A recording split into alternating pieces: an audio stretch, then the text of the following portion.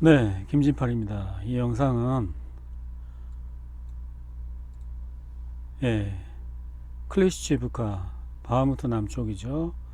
여기에서 러시아군이 우크라이나군의 기습 공격을 받아서 이제 죽거나 다치거나 후퇴하는 장면입니다. 그런데 이 영상이 나온 곳이 러시아 측 텔레그램입니다. 예, 자기네 군인들 지는 거는 잘 안 보여주는데 러시아는 가끔 이런 거 나와요. 그래서 이 위치를 한번 찾아보겠습니다. 언제나 그렇듯이 힌트는 영상 속에 있는데요. 네, 짠, 어떤가요? 이 자리 맞죠? 여기가 어디냐면 남북을 일단 맞출게요. 여기가 바흐무트 아르테모프스크고요. 그 남쪽에 있는 클리시치브카라는 고지입니다. 이 고지를 이제 빼앗기 위해서 이제 우크라이나군이 상당히 많은 병력을 투입했다고 합니다. 여기 아조프 사단도 있다고 합니다. 아조프가 이제 사단이 됐어요. 대대였는데. 그래서 이제 이 자리에서 있었던 사건이고요. 이제 승패는 결정되지 않았다고 하는데 뭐 전쟁의 승패가 어디 있어요. 자, 그다음 루카셴코 대통령이 우크라이나에 대해서 말을 많이 하고 푸틴 대통령은 좀 말을 아껴요. 특히 어느 쪽에 대해서 이야기하냐면 서부 영토, 그 갈리치아 지방이라고 했죠. 네, 갈리치아 지역은 요 5개의 주를 말하는데요. 요 부분을 이제 폴란드가 먹고 싶어 한다는 것입니다. 그런데 여기는 또 헝가리 거였고요. 또 여기는 또 루마니아 땅이었대요.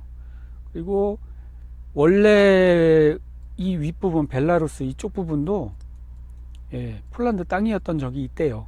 근데 이 부분은 역사적으로 폴란드 땅도 됐다가 러시아 땅도 됐다가 이렇게 왔다 갔다 하는 땅인 모양이에요. 보니까. 그런데 이제 중요한 것은 이 우크라이나 갈리치아 지역에 대해서 민감한 것은 이 벨라루스 대통령이라는 사실입니다. 푸틴 대통령은 딱히 콕 집어서 거기에 대해서 얘기를 하지는 않아요. 그런데 서부 영토에 대해서는 이분이 굉장히 적극적이에요. 그래서 제가 생각할 때는 푸틴 대통령이 그래, 요거 폴란드가 갖는 거 나도 굳이 원하지 않는데 우리가 거기까지 신경 쓸 힘이 없으니까 네가 먹으려면 먹어라. 그럴 수도 있지 않을까. 그런 생각이 듭니다. 그래서 이제 벨라루스 대통령은 바그너를 데려다가 자기네 군인들을 훈련시키기 시작했고, 그리고 이제 자기네 벨라루스 군하고 바그너 군이 이제 합동으로 해서 어떤 계기를 만들어서 이제 이쪽을 들어가거나 아니면 이쪽을 들어갈 수 있죠. 바르샤바 이쪽으로. 그거는 뭐 지금이 아니면 제가 볼 때는 나토를 붕괴시킬 수 있는 가장 최적기는 지금이에요. 이미 나토 국가들이 무기를 전부 우크라이나에 퍼주느라고 무기가 없거든요. 그러면 지금 여기 쳐들어가잖아요. 그럼 나토 현장 5조 발동 못해요. 그러면 5조가 발동이 안 되잖아요. 그러면 나토는 그냥 붕괴되는 거예요. 붕괴가 가시화되는 거죠. 모르긴 몰라도 나토를 명시적으로 사람들 앞에서 공개적으로 붕괴시킬 수 있는 거는 지금이 기회인데 이 기회를 활용할지 안 할지 그거는 이제 알 수가 없습니다. 자, 한국의 국민 56%가 우크라이나에 무기를 주는 것에 반대하고 42%가 찬성한대요. 오, 이거 뭐죠? 오, 대한민국 국민들 왜 이렇게 슬기롭고 현명한 거죠? 네.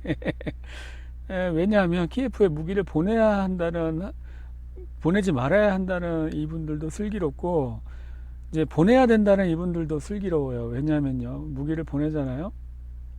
그러면 러시아가 이제 북한에다가 무기를 주겠죠. 그럼 북한이 세지겠죠. 예를 들면 뭐 북한에서 핵 소형화 하려고 지금 노력하고 있는데 그 소형화 핵 기술을 이제 러시아가 줄 수도 있죠. 그럼 대포에다 152mm 대포에다 넣어서 쏠 수 있는 핵폭탄 같은 걸 이제 개발을 할 수 있도록 도와줄 수 있겠죠. 그러면은 북한이 이제 모든 종류의 핵무기를 다 갖고 있는데 한반도에서 전쟁이 가능하겠습니까? 한반도의 평화 정착을 위해서 우크라이나에 무기를 주는 것도 괜찮다고 생각해요. 예. 그리고 뭐 푸틴 대통령이 뭐 열받아 갖고 뭐 서울에 예? 핵폭탄 하나 떨어뜨릴 수도 있고, 그러면 안락사 하는 거지 뭐. 예? 편안하게 죽을 수 있는 좋은 절호의 기회에 핵폭탄 맞고 죽는 거, 뭐 굉장히 훌륭하신 분들 같습니다. 이 42% 이분들도.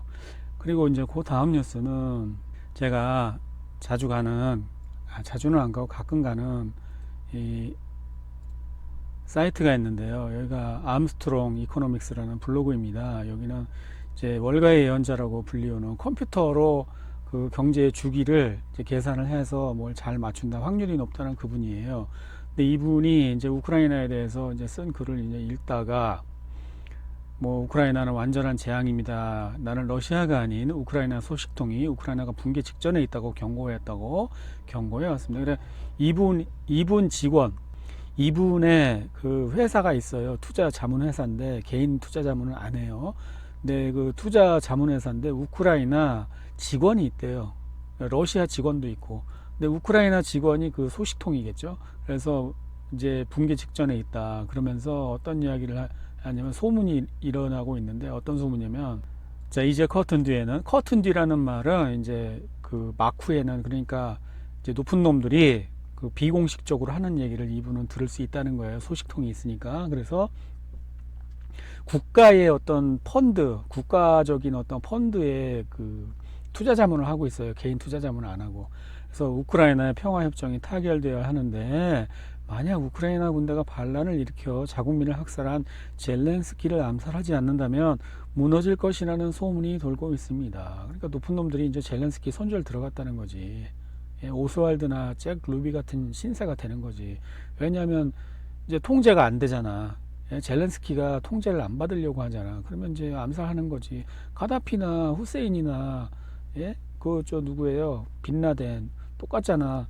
그 대한민국 옛날에 모 위대하신 모 대통령도 그런 썰이 있었잖아요. 미국이 누구 시켜갖고 암살했다고. 근데 그 이야기를 하면서 옛날에 로마에 그 자기 부하들에게 암살당한 장군이면서 이제 황제가 있었어요. 그래서 이 얘기를 이렇게 읽다 보니까, 네, 이분 얘기를 이렇게 읽다 보니까, 이분이 막시미누스 1세인데 군인 출신 황제예요. 그런데 너무 폭정을 저질러 갖고 이제 사람들이 이 사람한테 반란을 일으킨 거예요. 그래갖고 전쟁을 하다가 질 것 같으니까 이 황제의 부하들이 그냥 자기 황제를, 장군이자 황제를 그냥 죽였어.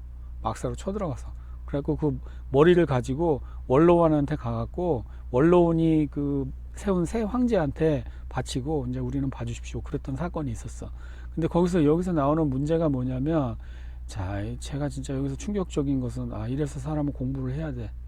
이 사람이 무슨 짓을 했냐면, 법의 지배는 무너졌고 히스토리아 아우구스타는 우리에게, 그러니까 이 막시미누스 황제죠, 재판을 받는 모든 사람을 정죄했으며 가장 부유한 사람들을 극도의 가난에 빠뜨렸다고 말합니다. 그러면서 오늘날 미국의 유죄 판결 비율은 약 99%입니다. 라고 말하면서 법원은 미국에서 다시 그랬던 것처럼 사람들을 버렸습니다. 그러니까 이게 문제라는 거죠. 법원의 유죄 판결 비율이 이렇게 높다는 거는 문제라는 거죠. 이렇게, 예? 뭐 검찰이 이렇게 수사를 잘하나? 그건 아닐 거 아니에요. 근데 법원이, 검찰이 가져오면 99% 그냥 유죄를 때린다는 거예요. 이거 문제라는 거예요. 그런데 그래서 제가 궁금해서 한국은 그럼 어쩐가 한번 찾아봤습니다.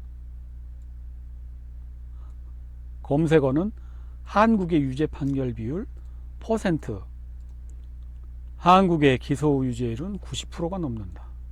자, 그러면서 1심에서는 97%가 유죄이고 2심에서는 98%, 3심에서는 99%가 유죄라는 것입니다.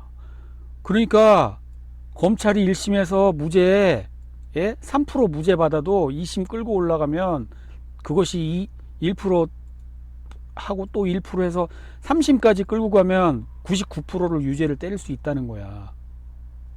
근데 이게 문제래. 암스트롱은 이게 문제래. 와, 나는 이게 몰라. 오늘 처음 알았어요. 이게 문제인지. 근데 이거 보니까 문제인 것 같아. 그리고 그러니까 옛날 그게 생각나는 거야. 네? 보세요. 18세 이상 성인의 기초 접종률은 96%를 초과하여 매우 높으며 마루타 주사 맞은 사람 성인의 96%야. 와, 나 이거 한국에서 계속 살아야 돼?